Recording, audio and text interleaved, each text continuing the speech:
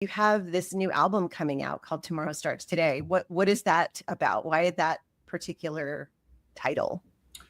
Well, I just usually look for the coolest song on the record that would work for a title.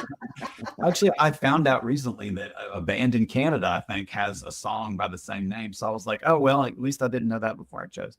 Yeah. But yeah, just to before we springboard off the gay thing, I was going to say the previous record had a song called You Should Know on it. And that's the one that I wrote out of the conversation that I had with my men's small group at church. Just helping people understand, helping people who are not gay understand some things that they should know. And it's been such an amazing blessing because that song, God used it like on both sides of the fence. Like if I'm playing, like, let's say a pride event or whatever, I speak to the audience a different way than I speak to, let's say, when we have a show, a general show, and it's more of a straight audience. And God's been able to use that song, just to brag on God, and I never thought it when I wrote it, to talk about him, be it whichever crowd it is, A or B, and to talk about salvation and how he wants to know them, and regardless of their sexual orientation or if they've been hurt by the church. And we did a version of it the other night for the album release concert, and it's just incredible to see how God can use almost anything for his good and for his glory and to bring people to him.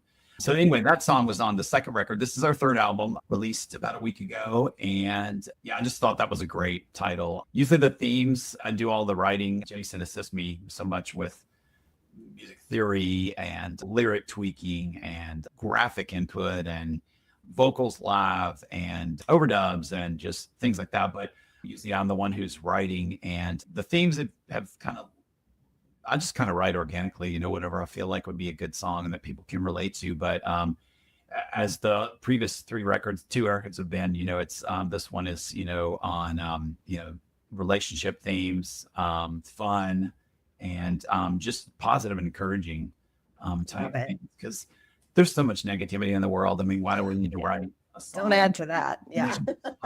So this is probably one of the most... I'm sorry, go ahead. I just want to say your music touched something in me because I graduated from high school in the 1980s. So I love your, the way that you guys choose to do your music. It's reminiscent of that. Is there a reason that you do that? Is that just part of? So yeah, like we were going to touch on before we start recording, I read something years ago that was talking about, and I do love 80s music, and yes, Jason, I can tell, and I love that. That's so fun. You like it too, right, Jason? Yeah. Okay. But the thing said something to the effect of, the chord progressions in the 80s, and then I think the arrangements and the melodies, I mean, it'll always be this, pinnacle. And you and I were born around the same year. You don't realize that when you're in the 80s and you're going through it, that it's such an iconic, amazing forever type decade, So I feel kind of privileged to the 80s and the 90s were my childhood and my college. But yeah, so I guess a lot of that factors into the music. We write with and produce kind of with a pop mentality, because Jason, I love pop so much as well.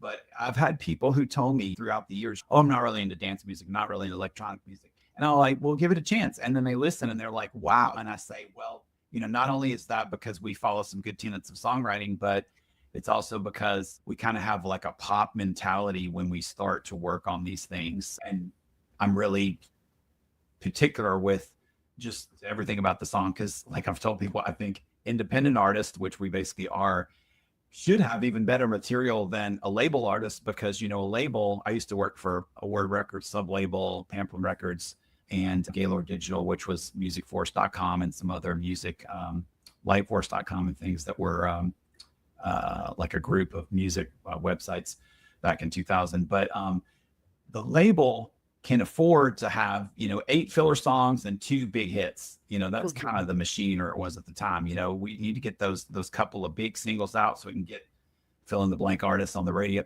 Well, if I'm going to spend hundreds of dollars for every song needs to be great. Yeah. Try to make everything as amazing and 100% as we can as we go. Well, I hope it does super well. You guys you're on Spotify and Apple and all of them. Perfect. All the platforms. Great. Thank God for the distribution platforms, because that wasn't the case maybe 15 years, 10, 15 years ago.